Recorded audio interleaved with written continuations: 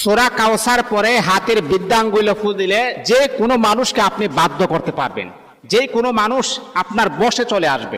আপনার সন্তান কথা শুনে না, আপনি আপনার সন্তানকে বসে আনতে পারবেন। আপনার স্ত্রী কথা শুনে না, আপনি বিদেশের জমিনে আছেন, লক্ষ লক্ষ টাকা পয়সা ইনকাম করে আপনার স্ত্রীর অ্যাকাউন্টে পাঠাচ্ছেন, আর আপনার স্ত্রী এই টাকা পেয়ে পর পুরুষের সাথে কথা বলতে আছেন।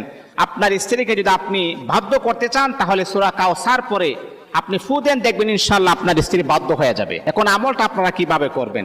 আপনি প্রথমে সারকুল পড়বেন, কুল ইয়া আইয়ুহাল কাফিরুন, কুল হুয়াল্লাহ, কুল আউযু বিরাব্বিল ফালাক, কুল আউযু বিরাব্বিন নাস পড়ার পর আপনি আপনার পুরাটা শরীরে ফু দিয়ে শরীরটাকে বন্ধ করবেন।